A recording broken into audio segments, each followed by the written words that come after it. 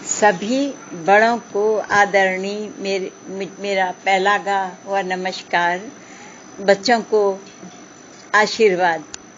आज मैं आपको उत्तराखंड की वास्तविक झांकी की ओर ले चलती हूँ। झांकी दिखाना चाहती हूँ, जहाँ पर कई लोगों ने मैदानी इलाकों में रहते हुए पहाड़ की ओर रुख नहीं किया। कई लोग तो वहाँ से पलायन करके यहाँ पे इस तरह से बस गए हैं। उनके देखे हुए गांव तो हैं, लेकिन बच्चे उनके नहीं देख पाए। आज अगर वो बच्चों को लेकर के भी जाते हैं तो गांव इस तरह से छूट गए हैं, न तो घर बचा है, न वहाँ पर कोई अपने रिश्तेदार रहते हैं। पलायन की ओर ज्यादा लोगों ने रुख किया है।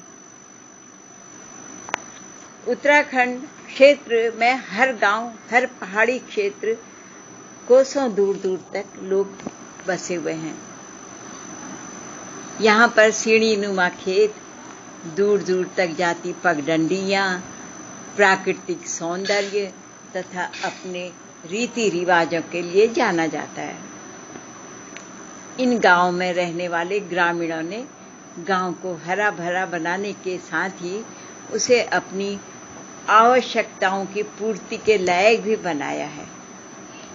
गांव में बहुत कठिनाइयों से रहकर जीवन यापन करने के बाद गांव में कुछ लोगों ने किराने की दुकानें खोल ली, किसी ने कपड़े की दुकानें सजा ली।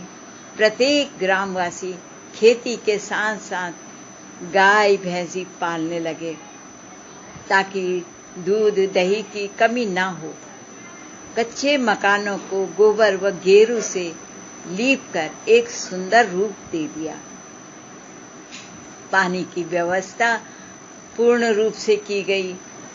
आसपास नौले मिल जाने से पानी की कमी नहीं रही।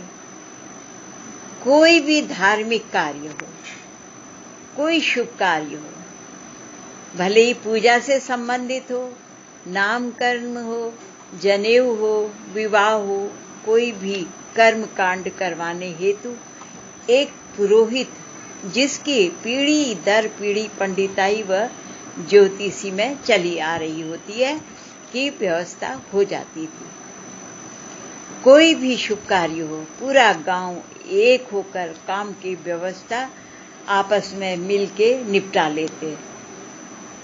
इस प्रकार गांव में सुविधा संपन्न हो, खेतों से अनाज प्राप्त कर लेते थे, किसी के घर दूध प्राप्त हो जाता था। इसी तरह से आपस में मिल बांट के ये लोग अपना वहां पे जीवन यापन करने लगे। अनेक प्रयास किए जाते थे। भारत में विद्यमान तमाम अंचलों में हमारा उत्तराखंड भी एक महत्वपूर्ण स्थान रखता है।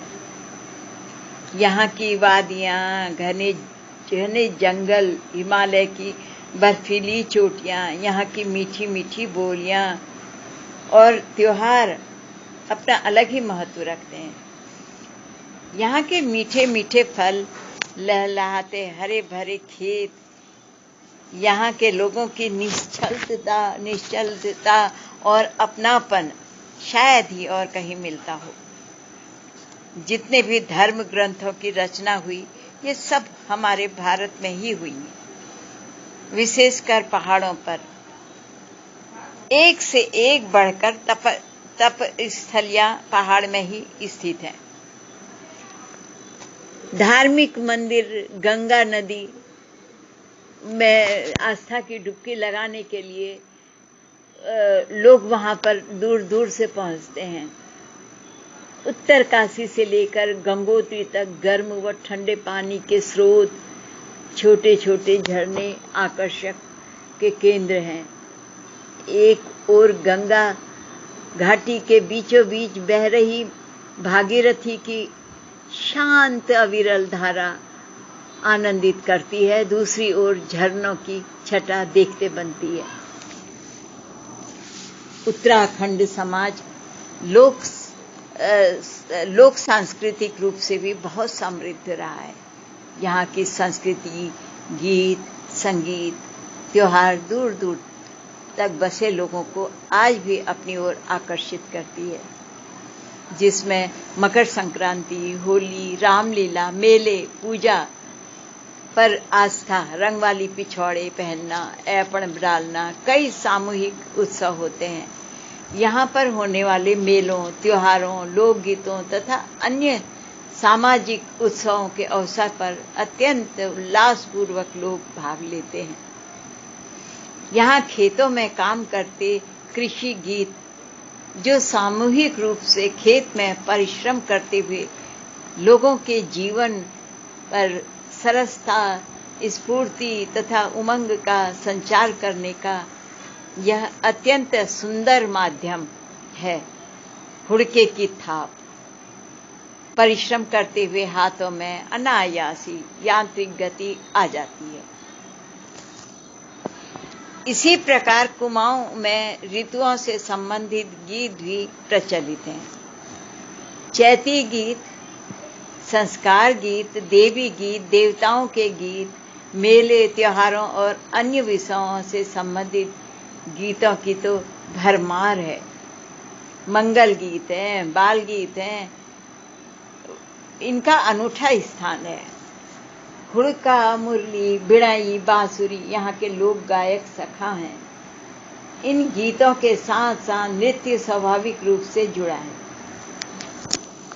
तराई भावर से लेकर मध्य हिमालय की चोटियों तक में बसा यह समाज एक ऐतिहासिक संक्रमण और सम्मिलनशील से बना। कुछ पर्वतों के मूल निवासी थे और कुछ खासकर सवर्ण जातियां किसी समय से बाहर से आकर यहाँ बसी हैं। यहाँ के रीति रिवाजों की श्रृंखला भी असीमित है। खान पान, रहन सहन, आचार व्यवहार, रीति रिवाज, लोक कलाएं, ऐपण डालना, लोक आर्ट से दीवारें सजाना, प्रत्येक पर्व व संस्कार के पीछे कोई न कोई रहस्य अवश्य ही छुपा है। अपने धर्म, आस्था, पूजा अर्चना को मूर्त रूप देने के लिए पुरातन काल से ही प्रतीकों द्वारा उन्हें जीवंत रखा गया। ऐपण कला क्या है? ऐपण कला का एक अर्थ होता है भूमि को लीपना व उंगली से आकृतियां बनाना। ऐपण एक प्रकार की अल्पना या आलेखन है। रंगीन कर दी जाए तो रंगोली कहलाती है। प्रत्येक शुभ कार्यों में ऐपण डालना बहुत आवश्यक समझा जाता है। हमारी संस्कृति में अब लोगों का उत्साह कम होने लगा है। समस्या ये है कि पुराने लोग अब कम बचे हैं और नए लोगों को समझ नहीं है।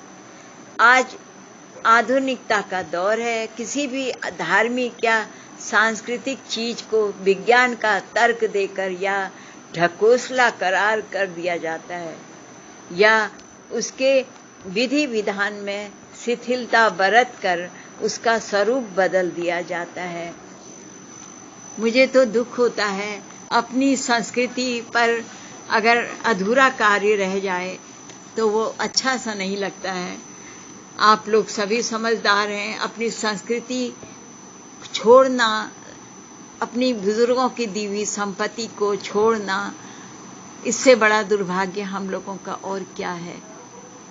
मैं आप लोगों के सभी से अनुनय विनय करती हूँ, अपनी संस्कृति को फिर से अपनाएं, अपने बच्चों को समझाएं। उसके बिना यह कार्य हमारा अधूरा है। उनका और भी जो अपना आनंदित होते हैं नृत्य गीतों से, वो उनकी एक आपस का अलग समय है। उसको भी वो आनंदित होकर करें, लेकिन अपने संस्कारों को न छोड़ें। नमस्कार।